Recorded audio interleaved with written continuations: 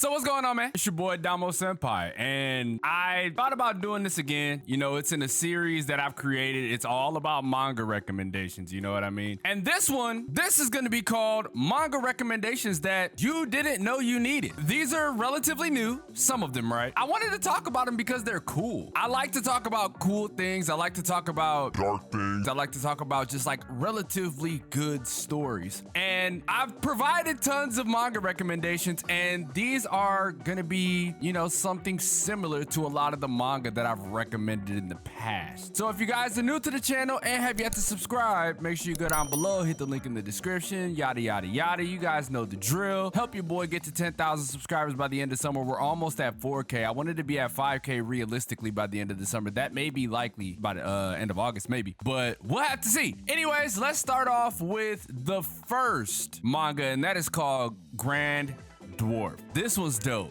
right? Because it's not your typical isekai slash reincarnation, right? We're rolling with an old dude. His name is Takumi Fujimura. He was a craftsman in his previous life, right? He worked in a factory, worked his ass off for years, and ended up dying. He collapsed and he woke up many years younger, but the cool thing about this is he's still him. That's what I like the most about Dwarf is he still stays true to who he is and doesn't try to reach outside of that. I like that a lot. And then we meet Frau, right? Frau was a part of the quote unquote, I think, heroes party, and they kicked her out because she was useless. And normally what you would get is Frau being the main character because of who she is and her background. In today's day and age, she would normally be the MC, but with Fujimura around, it helps her not only grow, but him being a skilled craftsman, he can create things for her that she would have never deemed useful or never even known about. So with them going on their journey, meeting a lot of different people, I generally think that this one's going to be very, very, very good.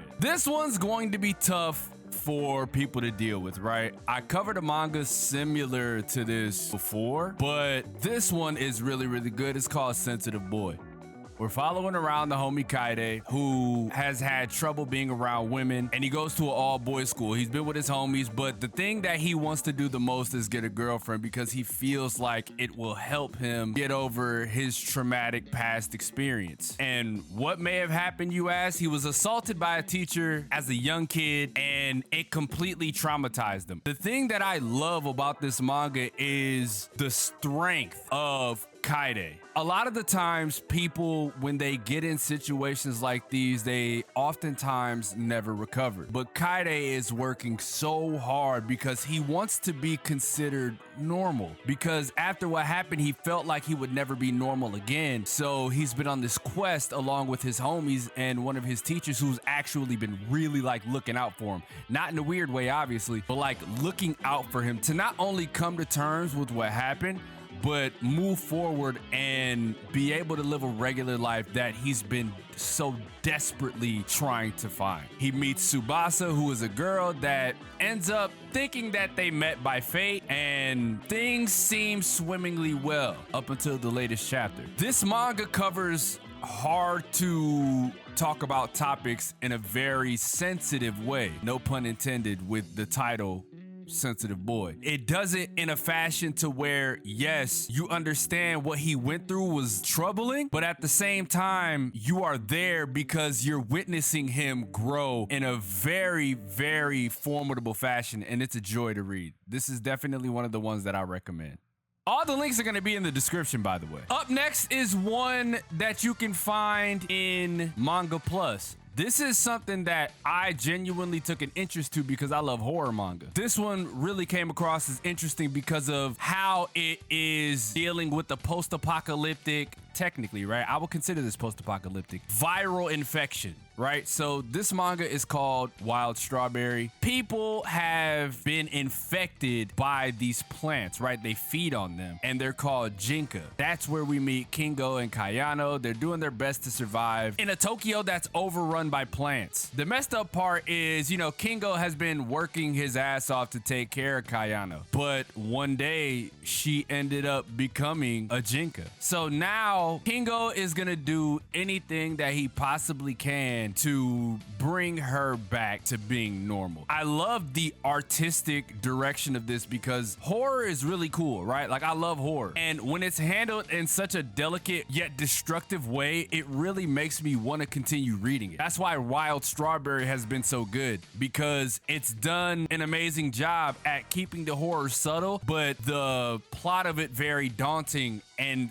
feeling like it's just creeping up on you like these vines in this cover photo, right? Like, it feels like it's a horror that you feel like you can't stop. I really think that this manga is dope. Link is in the description, man. Make sure y'all read this because it's a fun, very different approach to post-apocalyptic horror.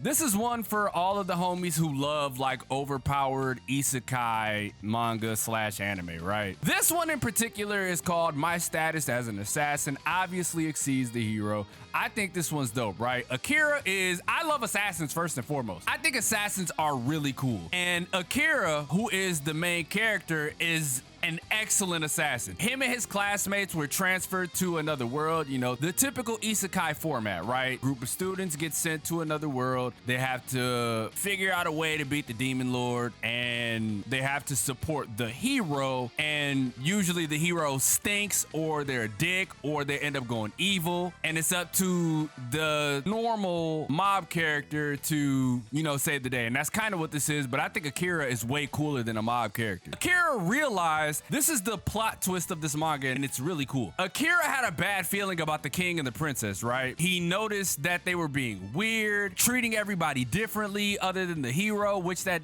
tends to happen. Akira ends up discovering the truth that the king and the princess were going to use them and then dispose of them, right? Akira ends up making friends with, I think he was the Knight's captain, right? They ended up becoming friends because he realized how strong Akira was, and they both understood the truth of what was going on. The Knight's captain ends up getting killed. They end up blaming it on Akira, and now Akira is on a journey to figure out, like, how am I not only gonna defeat the Demon King, but stop the princess and king from what they're doing, and make sure my friends get back home safely, right?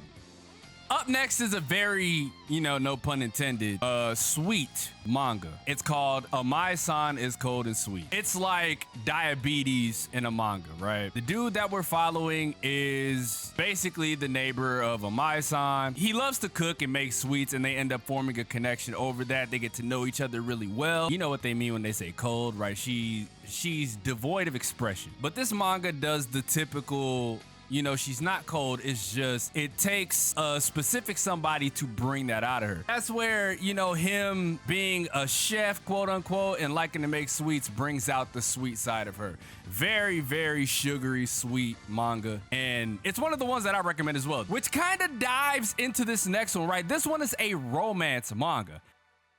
Surprise, right? Me talking about romance manga. This one is called On the Balcony Again Today, Kyomo Veranda Day. This one goes over neighbors who get to know each other through the veranda, right? Because Tokita, who is the male protagonist of this, is a freelance designer, but the thing is, he takes care of a garden on his veranda. It really reminds me of Telework Yodabanashi, right?